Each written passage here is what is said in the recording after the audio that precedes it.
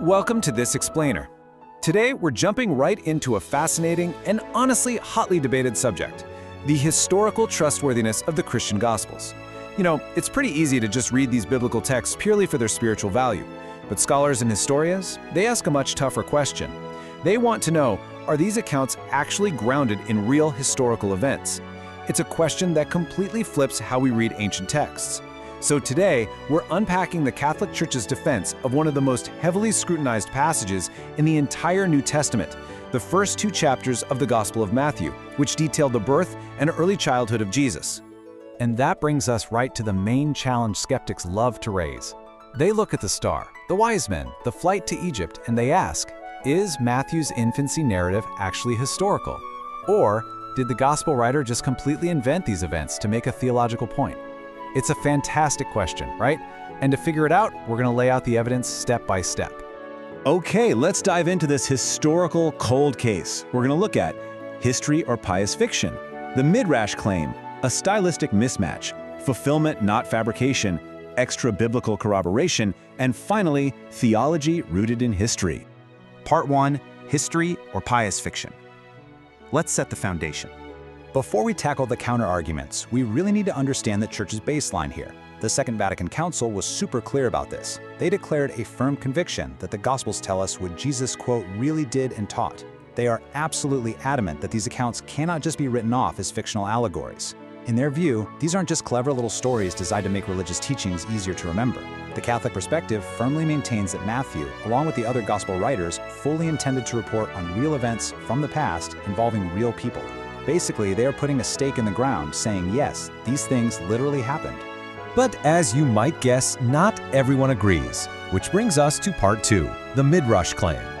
So, to really grasp the skeptic's argument, we've got to understand this one specific word, Midrash. It's a Hebrew term that means interpretation or commentary. Back in ancient Jewish writings, Midrash was this wildly popular teaching tool.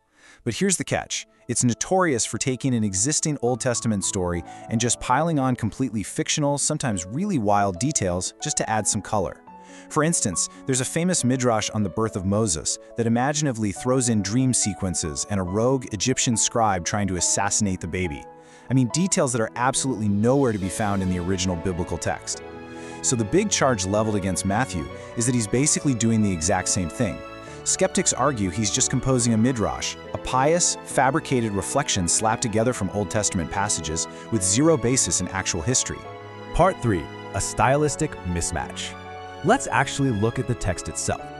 When you really get in there and look closely at the text, there is a glaring stylistic mismatch. And this brilliantly illustrates the Catholic defense. You see, a true midrash is fundamentally chained to an existing text. Its entire reason for being is to dig up deeper meanings by dressing up that specific old story. But Matthew, he isn't doing that at all. He's telling an entirely new story. He introduces brand new characters, new events. Honestly, his nativity narrative could completely stand on its own 2 feet, even if you stripped out every single Old Testament citation.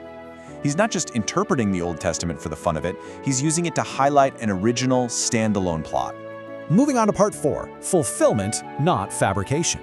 So if Matthew isn't just rewriting an old story, why quote the Old Testament so obsessively? Well, the defense argues he's linking real historical episodes, like the flight to Egypt, with ancient oracles. Think about it for a second. If you were a writer and you were fabricating a totally fake story from scratch just to prove Jesus was the Messiah, wouldn't you pick the absolute most obvious clear-cut prophecies to build your plot around? Of course you would. But instead, Matthew goes for incredibly obscure, unlikely candidates. He pulls from Isaiah 7:14, which originally talked about the birth of King Hezekiah. He cites Hosea 11:1, which wasn't even a prophecy about the future. It was actually looking backwards at Israel's exodus from Egypt. And he references Jeremiah 31:15, describing the tragedy of the Jewish exile centuries prior. Matthew is clearly, for sure, not using the Old Testament as some simple pre-written script to invent his story. So the crucial point is this. History is controlling the story, not the Old Testament. If Matthew was just making up a midrash based on old texts, his story would have turned out completely different. For example, he probably would have used passages like Isaiah 60 to dictate the plot. If he did that, Jesus would have been visited by kings instead of Persian astrologers, and he would have gotten only 2 gifts, gold and frankincense, instead of the 3 that Matthew actually bothers to record. The sheer awkwardness of his Old Testament citation strongly points to one thing. He is desperately trying to attach ancient scripture to real, unalterable historical events that have already happened. It's a pretty fascinating insight, right? Which leads us perfectly into Part 5, Extrabiblical Corroboration. Now, what's really interesting about this slide is what happens when we step outside the biblical text entirely. It's wild how neatly Matthew's specific details map right onto verified extra-biblical history. He writes that the Holy Family fled to Egypt. Well, history confirms that Egypt at that exact time was a massive haven for Jewish colonies in places like Alexandria and Elephantine. Matthew talks about wise men from the east tracking a star. And sure enough, secular history tells us that Persian sages from the East were literally world-renowned for their advanced astrology and tracking stellar phenomena. And then, there's the really dark climax of the whole narrative, the massacre of the innocents by King Herod. But before we talk about Herod, just consider the literal geographic reality of this journey for a second. Fleeing from Herod's jurisdiction in Bethlehem, all the way down into the safety of those known Egyptian Jewish colonies, that was a grueling, terrifying trek. They had a very real, very dangerous reason to pack up and run.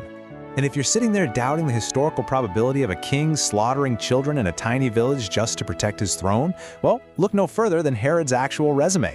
Extra-biblical sources paint the portrait of staggering, ruthless paranoia. The guy was an Edomite ruler appointed by Rome, meaning he lacked any rightful Davidic lineage. Because of that, he was incredibly insecure about his claim to power. Just to protect his crown, he murdered his own favorite wife. He executed 3 of his own sons. I mean, Caesar Augustus reportedly joked that it was safer to be Herod's pig than his son. So, a preemptive, murderous strike against young Bethlehemites just to eliminate a rumored king of the Jews? It isn't just plausible, it tragically hits the nail on the head when you look at his documented psychological profile. Which brings us to our final synthesis in Part 6, Theology Rooted in History. Back at the turn of the 20th century, the Pontifical Biblical Commission extensively studied these exact issues, weighing both ancient and modern interpretive traditions. And in 1911, they determined that challenges to the historicity of these chapters basically lacked a solid foundation. This right here represents the absolute core of the Catholic defense. Matthew's infancy narrative doesn't have to be a choice between a beautiful theological masterpiece and cold, hard historical fact. It is both. Matthew completely intends for his readers to view Jesus' early life as real events featuring real characters. He isn't sitting around writing myth just to create a theology. He firmly believes that the history itself is the theology. And that leaves us with a really profound question to reflect on as we wrap up. What happens when history itself, rather than myth, becomes the ultimate fulfillment of ancient promise? From the perspective we've explored today, if these events genuinely occurred precisely where the timeline of the ancient world meets the dirt roads of Bethlehem, well, it completely changes how we view not just a text, but history itself. Thanks so much for joining me on this explainer, and keep asking the big questions.